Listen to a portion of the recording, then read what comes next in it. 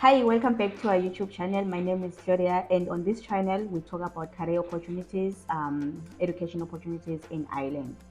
So, today's video, we're going to talk about the difference between the Irish education system in a way and the South African education system.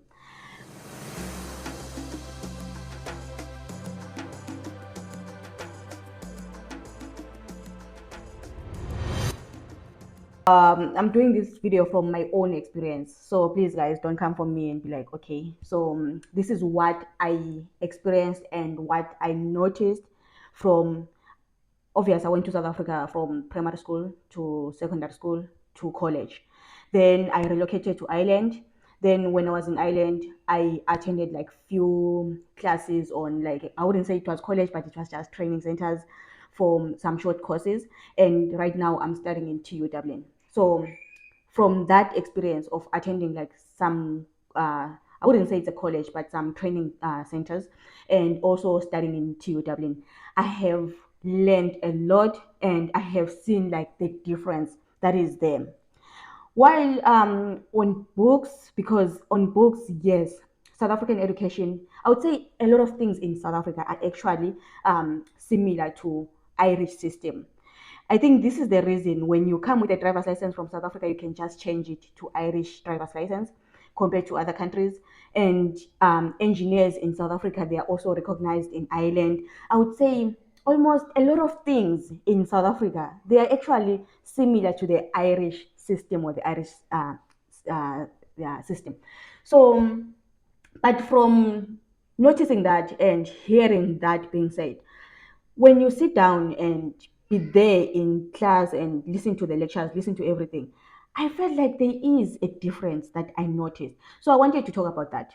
The first reason I want to talk about that, it's because first I was scared.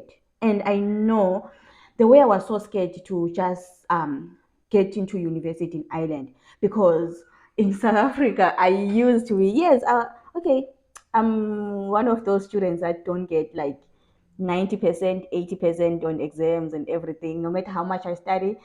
I believe like I'm just, is it medium or moderate? Just you are somewhere there around 50, 60%. I hardly get around 80, 90%, no matter how much I study for exam. So I used to believe, because from when I was in South Africa, for a student to be offered an internship or to be offered a scholarship to study overseas, that student had to be getting, on a science exam, you had to be getting like 98% over 100.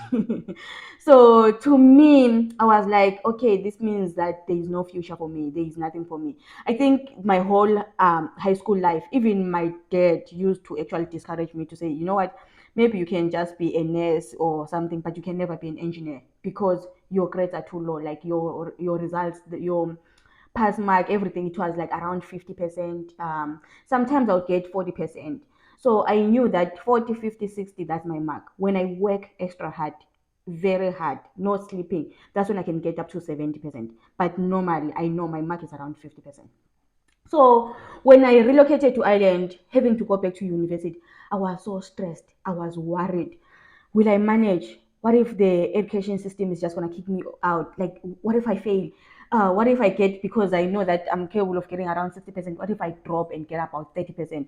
So I was so stressed. And right now, I know there could be someone that is thinking like me out there. Should they go back to university after relocating to Ireland? Or someone actually in South Africa that got 60%, 70%, they want to relocate to Ireland, they want to come and study in Ireland, but they are worried, will I manage with their education? Maybe it's harder than in South Africa. So this video will help you to understand everything. I'm gonna like explain everything into detail from what I experienced and what I learned. So starting on the structure, let's start with the structure. So what I learned in South Africa, most of the times or every time, like the lectures, they get the structure or the syllabus of what they're supposed to teach from outside, which is whether it's a Department of Education or what, but they get whatever that they're supposed to teach from outside. And secondly, they have most of the times books that they use. So you find like maths, whatever it is, there is like a book like this that you have. Because I remember when I was going to college, my books, I don't know, they used to be so heavy. By that time I was driving, so it was easier for me, but I would imagine someone that was working and also studying engineering, because the books would be like this size. It was so hard. And by the end of the year or by the end of the semester, you have to know a lot of things. You have to prepare for the exam. And I don't want to put this in a wrong way. Sometimes even the lecturer or the teacher in South Africa, they could be like confused as well on what are you supposed to be doing and what are you supposed to study.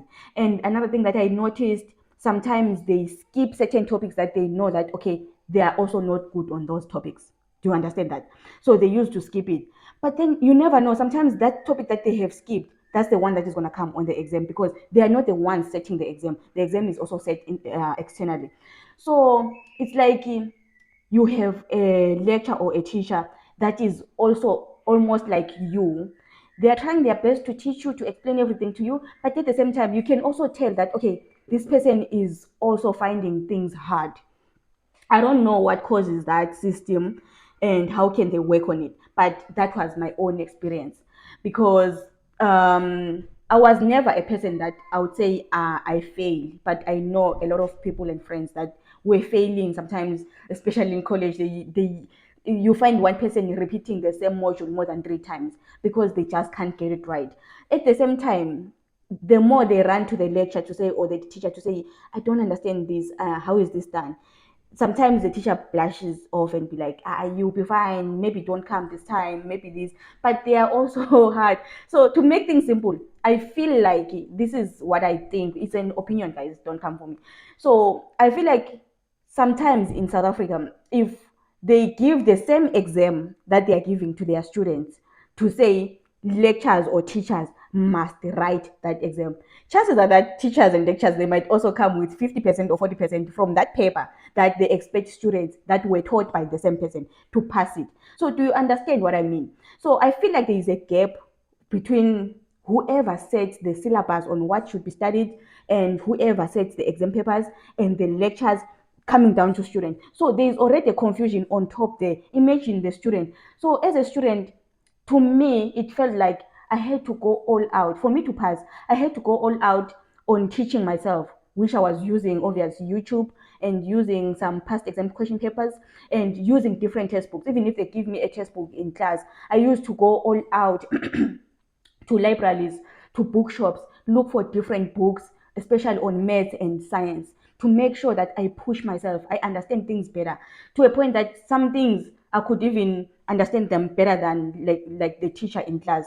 You know, when sometimes the teacher starts talking about a certain topic and you feel, sometimes you see that, I'm sure other people can agree with me on this, you see that this person is saying this thing wrong or they don't understand it, because when you went all out to study it on your own with different textbooks, you followed YouTube videos. We all say these days YouTube is our school, but not all kids in South Africa or all students in South Africa have access to like Wi-Fi data to follow YouTube videos and to study on their own. So that caused students to fail. You understand that? But I would say big up to them, because some of them, they do very well, like even if like there's that confusion. Then the difference now coming to the Irish education system, what I learned in Ireland. I remember my first class that I attended in it was a Dublin Skills Training Center. It was a construction training center place. So when I was studying in that course or that skills training program, I learned a lot. Number one, number two, it made me feel welcome in Ireland, because when I first got to Ireland, I thought I was going to be stuck in healthcare. But after doing that course, I felt the chances and opportunities opening up for me to go back to construction, to work in construction, and to do things in construction. And that's when I got even like opportunities to meet the ministers and to talk to the ministers. I was happy for that program. They opened opportunities for me, but that's a topic for another day. So when I was doing that training skills course, there is a lecture that said something. We were new in class, and there were like two girls. Here in Ireland, women are not that much into construction, but these days I've seen that yeah, women are now coming in. But we were just two girls in class. So and there were a lot of guys. and some of them obviously are like a bit old. It's people that some of them they did not finish college and university, so they just wanted to train they wanted to get skills to work in construction without having like the college education. But for me, because I was new in the country, I had to start from zero to prove myself and to study further. And myself, I'm always willing, guys, to go as low as I can, as long as one day I will end up where I want to be. So when I was doing that course, we're all worried. You could tell it's a new day, it's a first day in class. People are worried. The course was like, was it 6 months? I think it was 6 months or so. Was it 6 months? I don't remember. So the lecture said something that really caught me, and I took that and I was like, oh, that's the reason I've been like this my whole life. So the guy was like, there is no bad student, there is no bad learner, there is nothing like that. If you see students failing, if you see learners not understanding the material or what they're supposed to learn, it's normally the teacher. So I was like, oh. So when he said that, he was like, everyone in this class, you are going to pass. And we knew that if we pass our modules and our everything, chances of getting employment would be easier, because that school was actually placing you. It was a training skills course that places you in a job once you're done training with them. So you knew that if I'm guaranteed to pass, it means I'm also almost guaranteed to get a job. So when you get there, first day, and the lecture says, there is no one who's going to fail in my class. And what he believes in life is that there is no bad student, there can be a bad teacher. And the bad teacher is not always bad or mean, but they just don't know how to teach properly. Because, guys, not everyone in this world was born to be a teacher. Not everyone is given that skill or that power to teach. Even in the Bible, we all know that there are teachers and there are people that are prophets, there are people. So everyone has a skill. So if you know how to teach and you know how to make another person understand something, then you are the best teacher and that person will never fail. So when he said that, that's when I was like, oh, so all this time when I was working hard and struggling so hard just to get 50% in my grades in South Africa, it wasn't my fault.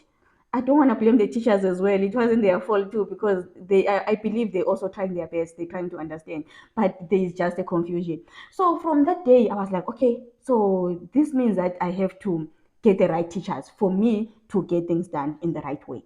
So I attended that and I finished it and I never failed. I passed and it went very well. I was happy by the end of it and everything went well. That's when they introduced me to Dublin City Council. That's what my first job, to work in something related to construction.